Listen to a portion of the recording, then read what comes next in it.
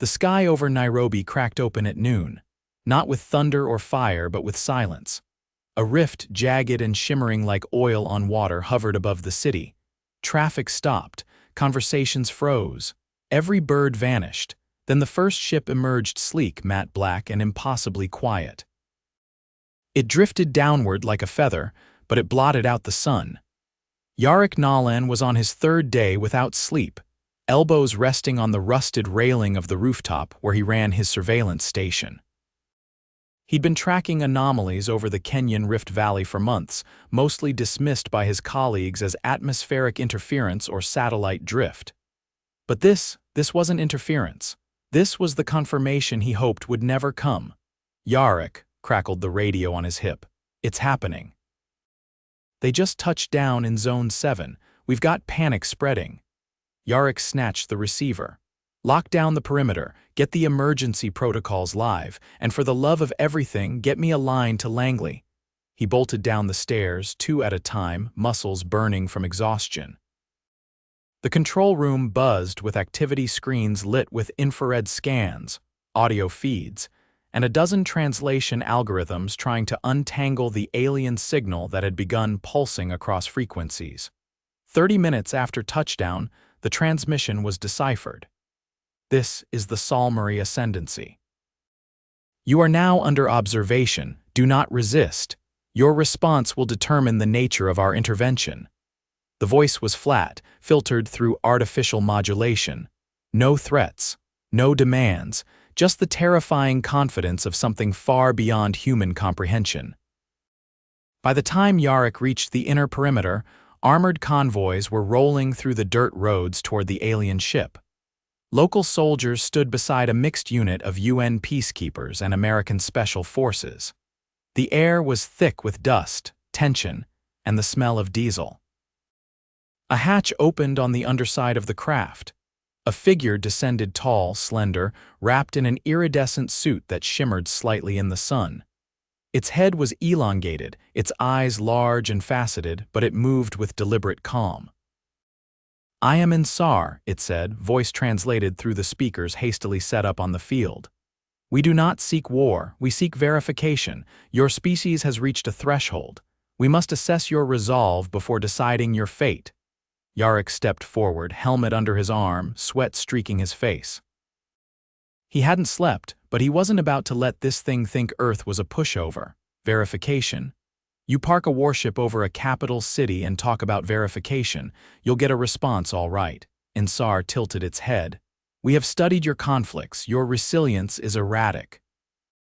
Your destruction of your own biosphere suggests fragility. Yet your survival rate in hostile environments is anomalously high. We must test your will." That night, the first test began, a remote town in northern Canada completely cut off. The Solmari dropped a containment field over it, sealed the airspace, and released a bio-agent. Yarik, now temporarily embedded with the NATO response unit, watched the satellite feed as the town's population fought to survive.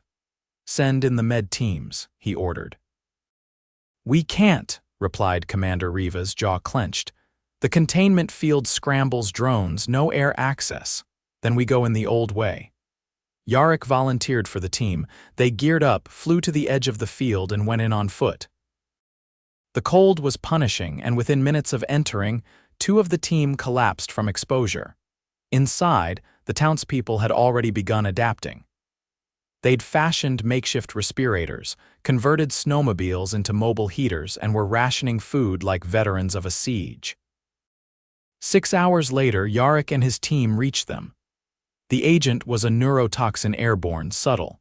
It took nerve conduction tests to diagnose. 3 of the rescue operatives collapsed within a day. Yarik lasted 4. He woke up in a mobile ICU in Ottawa, an oxygen mask strapped to his face, Roman 4 lines in both arms. His muscles twitched involuntarily as the toxin worked its way out of his system. "You were lucky," said Dr. Penran Nolan, the supervising physician. Her nameplate caught his eye. Nolan. No relation, but a coincidence that made him smile. "How long was I out?" he asked. 5 days. You had tremors, coordination loss, and your blood oxygen dropped dangerously, but you pulled through. Yarik sat up slowly. His bones felt like wet cement. What about the town? They're alive. 92% survival rate. You gave them enough time to stabilize. The Solmari are watching. They didn't expect us to adapt so fast. 2 days later, the next test hit Shanghai, a gravitational anomaly that twisted buildings into spirals and disrupted electronics. The Solmari called it structural integrity disruption. Chinese engineers rigged an analog communication system within hours, bypassing the digital collapse. Residents used pulley systems, emergency ladders, and hand-cranked elevators to evacuate trapped survivors. Yarik, still weak, flew in to assist the coordination center. He wasn't ready. Halfway through a supply run, a support beam collapsed. He pushed a child forward, taking the brunt of the fall on his left arm. The crack echoed through the wreckage. "Don't move," shouted one of the responders. Yarik was sweating, gasping through clenched teeth. "I can't feel my fingers." At the triage center, they ran an ultrasound. The radius was fractured clean through. He was fitted with a splint and told not to move the arm. He wouldn't be able to use it for at least 6 weeks. "I need to stay," he said. "You can barely lift a radio," replied Penra, who had flown in as part of the joint medical team. "I don't need to lift. I need to talk. I need to coordinate." 2 days later, with his arm in a sling and his voice hoarse from smoke inhalation, he was back on the radio, guiding evac teams through the twisting corridors of warped buildings. Insar appeared again, this time on a global broadcast. "You adapt, you sacrifice. Your species is not as brittle as we calculated, but these are only the initial phases." The next test wasn't a disaster. It was a choice. The Solmari appeared in orbit over 3 major cities: Mexico City, Lagos, and Jakarta. They announced that one of the cities would be destroyed in 24 hours. The others would be spared. Humanity was to choose. Governments refused. Protests erupted. Panic spread. Yarik was flown to Geneva, where a global council tried to negotiate. He stood before the assembly, arms still immobilized. "They want us to turn on ourselves. We don't, not ever." "Then all 3 cities die," Insar responded, speaking through a temporary avatar. "Then we do what we always do. We survive together." The Solmari didn't destroy the cities. They released a statement. "Your resolve is statistically improbable. You are inefficient, emotional, divided, and yet you persist. You adapt. You bleed and do not break. This behavior is inconsistent with known patterns of sentient development." Yarik leaned forward toward the broadcast camera. "Maybe your algorithms missed something." A Solmari ship was found grounded in the Sahara 2 days later. The crew on board had initiated a shutdown. The logs showed a single line of text translated from their language. It simply read, "We do not understand."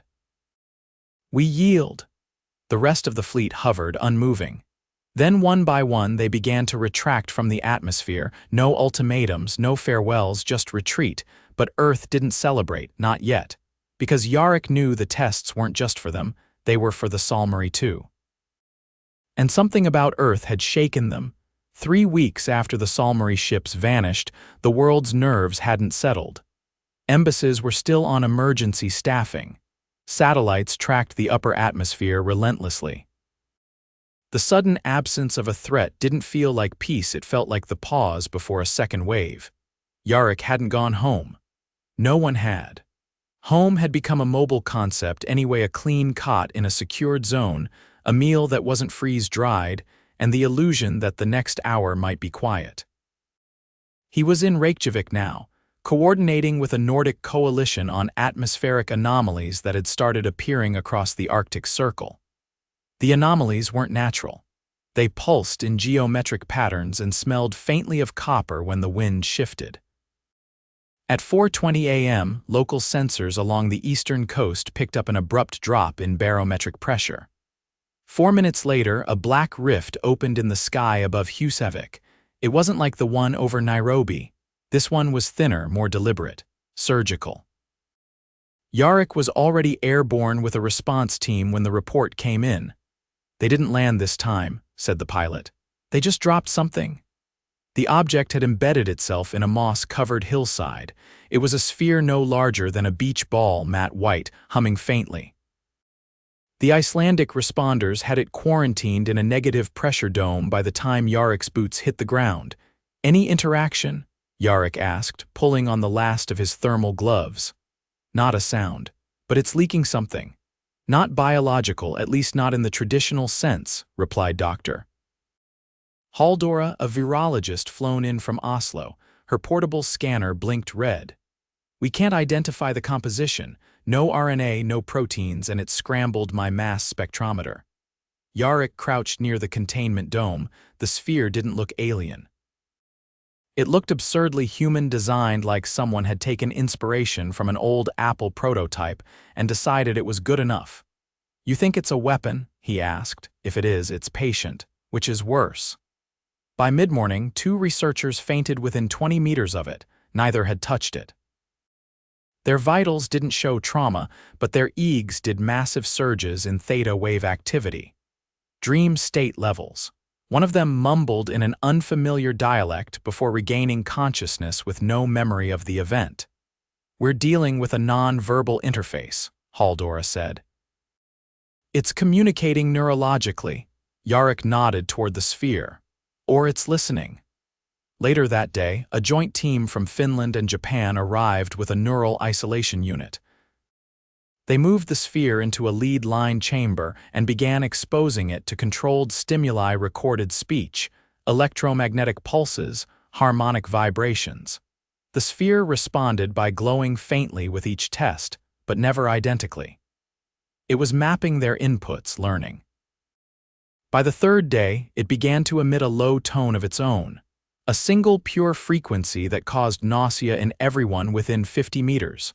Yarik stood outside the chamber with Halldóra, both of them wearing active noise-canceling headsets.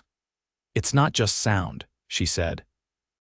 "It's affecting the vestibular system, the brain's balance center. That's targeted interference." "Could be a way to disorient us ahead of a re-entry," Yarik said, but Halldóra shook her head. "If it wanted to incapacitate us, it would have done more than make us dizzy. This is a test." Again. On the 5th day, the tone stopped. The sphere split open at the equator, revealing a lattice of filaments suspended in a viscous fluid. At the center was a seed. No one could identify its genus. Its DNA sequence had over 2 million base pairs that didn't match any known organism. Yarik stared at the scans. "They're giving us something alive." Halldóra looked up from the microscope. "Or something that wants to become alive. It's inert for now, no respiration, but the cellular walls are reactive. They shift when exposed to cortisol, stress hormone." "Yeah." "It responds to stress." By the end of the week, the seed was moved to a high-containment facility south of Akureyri. It was placed under constant observation. The first signs of growth occurred when a technician pricked her finger during a routine surface swab. Blood droplets landed on the seed. Within 3 minutes, the outer shell cracked, a tendril extended upward, translucent and twitching. "It's absorbing hemoglobin," Halldóra said, eyes wide. "It's feeding." "Pull everyone out of the chamber," Yarik ordered. Now, no one was hurt. But within hours, the tendril had fully retracted and the seed sealed itself again. It had learned what it wanted and gone dormant. The Solmari returned the next morning, but only one of them. A projection appeared in the facility's central hall. Not a ship, not a rift. A simple, translucent figure, humanoid in shape, standing just over 2 meters tall. Yarik approached it slowly. "You came back alone." The figure's voice was different, less filtered. It wavered slightly as though unsure of itself. "We have separated from the Ascendancy. This unit is autonomous. What do you want to understand your survival imperative?"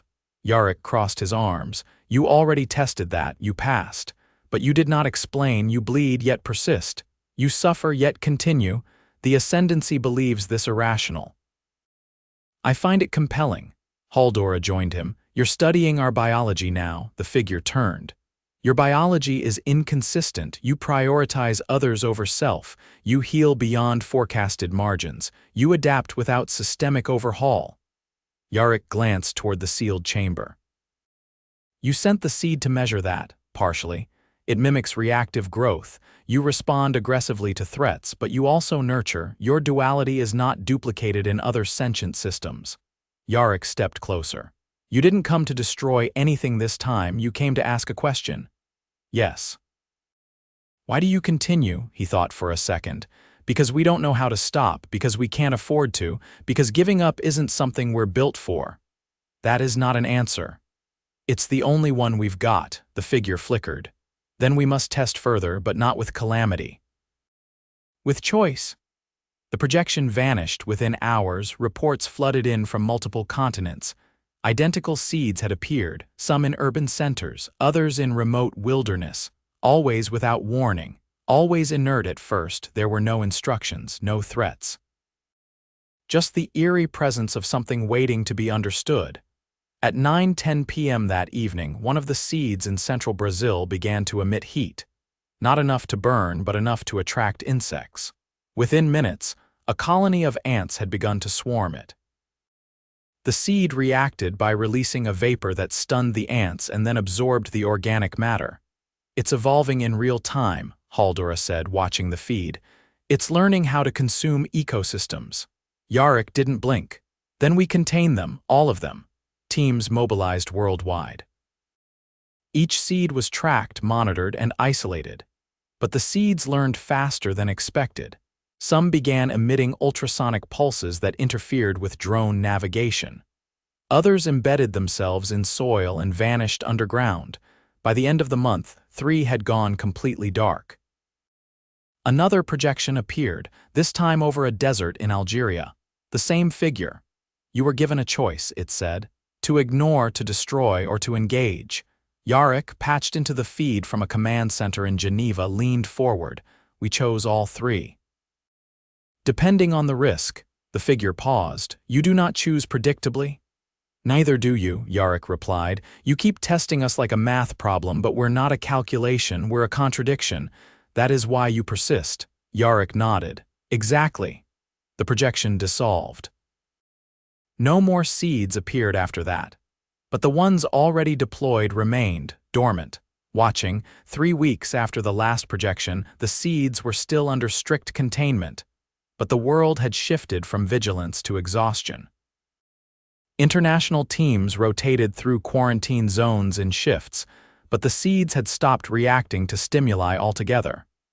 No more tendrils, no more temperature spikes, just silence. At the Reykjavik facility, Yarik stood in front of a sealed observation chamber containing the original seed. A thick panel of reinforced quartz separated him from the dormant object, which now sat motionless on a sterile titanium pedestal. The room's air pressure was slightly negative, and every entrance required 2-stage biometric verification. Still, he visited it daily, Doctor. Haldora entered behind him holding a tablet. No changes overnight. Enzyme activity flatlined again. Any difference in the structural matrix? Yarik didn't turn, she tapped the screen. Still fractal, layers within layers. It's like it's built to be read, not grown. He faced her. You think it's a data store? Not in any format we can decode. We've tried EM scanning, subharmonic pulses, even direct neural interface with a willing subject. Nothing. It's either waiting for a specific input or it's shut down for good. Any word from the other sites? She nodded. Japan's team dismantled one of their seeds. It liquefied on exposure to direct UV. Left behind trace metals, mostly vanadium and cesium, no toxicity. Yarik exhaled slowly. So they can be destroyed. They can. But doing so doesn't answer anything. He walked past her, pulling off his gloves one finger at a time. We've already passed their tests. If this is a puzzle, it's not meant for us anymore. She hesitated. Unless it always was. By evening, a rare session of the Emergency Scientific Assembly had been called. Delegates from 16 countries patched in via secured channels. Yarik sat in a dimmed conference room alongside Halldora, the overhead lights off to reduce eye strain. The feed from Lagos came online first. Dr. Ekindeo adjusted his headset. "We've been running a different approach, not technical, cultural." Yarik leaned forward. "Explain." "We exposed the seed to human storytelling, folk tales, oral traditions. No response at first. Then we noticed a shift in the surrounding soil. Subtle but measurable, it began changing pH levels in rhythmic cycles, almost like it was mimicking story cadence." A low murmur rippled across the call. Dr. Matsuda from Kyoto cut in. "We've seen the same, we broadcast poetry. Haiku." The seed emitted a low-frequency vibration matching the syllable count. Yarik looked at Halldora. She blinked once, then quickly opened her laptop. "We've been trying to crack this like a machine, but maybe it's reacting to metaphor." Yarik stood. "Then we stopped treating it like a device. We treat it like a guest." The next day, Reykjavik's seed was moved into a new chamber lined with speakers and a modified neural resonance emitter. Halldora curated a selection of Icelandic sagas, read aloud by native speakers. They began the session with Enjal's saga, specifically the passage about the burnt homestead, a tale of vengeance, honor, and the inevitability of consequence. Nothing happened for 6 hours. Then, just past dusk, the seed pulsed once. A single, faint glow along its seam. The room temperature dropped by 2 degrees. Halldora's breath fogged as she stepped closer to the observation window. "Did you see that?" Yarik nodded. It responded to grief. They repeated the experiment the next day, this time using recordings of lullabies sung by survivors of the Nairobi incident. The seed glowed again, this time sustained. The resonance emitter registered a harmonic feedback loop. Yarik and Halldora stared at the screen. "It's forming a memory," she said. "Or trying to." The following morning, Yarik held a private meeting with the Nordic Coalition's Psychological Operations Advisor, Commander Elisabeth Brandt. She had thick gray hair pulled into a loose braid and a stare that made people forget their rank. "You're telling me we're negotiating with an alien plant using bedtime songs and ancient tragedy?" "We're not negotiating," he said. "We're proving that we can be understood." She crossed her arms. "And if it understands more than it should, then we'll know exactly how much we've shown." That night the seed opened, no tendrils, no heat, just a slow, silent unfolding of its shell like petals revealing a core of light, not blinding warm. From within emerged a structure no larger than a fist, crystalline and humming with internal movement. It floated upward, hovered in place, then settled gently against the containment glass. Halldora's voice wavered. "It's a transmitter." The structure pulsed once. Then from the speakers a voice. Not synthetic, not Solmari, human, a child's voice speaking in perfect English. "Thank you for showing us how to feel." Yarik stepped closer. "Who are you? We are what remains. What was separated, the Solmari do not feel, they calculate." "We were cast out for diverging." Halldora whispered. "It's a splinter group. We wanted to learn why you endure pain without collapse, why you protect the weak, why you weep and still rebuild." Yarik stared through the glass. "You sent the seeds to learn from us." The voice answered. "We sent them to remember. You showed us grief, you showed us mercy, we understand now." He straightened. "Then what's next?" The light dimmed. "The seeds will decay, they are no longer needed. You have taught us what the ascendancy could not accept." Halldora's hands trembled as she gripped the edge of the console. "What will you do with it? Survive, like you?" By dawn, every seed across the planet had turned to dust. Soil samples showed no toxins, no residual energy, no biological threat. Just trace elements and carbon residue. In Geneva, a final broadcast was issued by what the world had come to call the splintered voice. It was short. "You are not fragile. You are not a mistake. You are a beginning."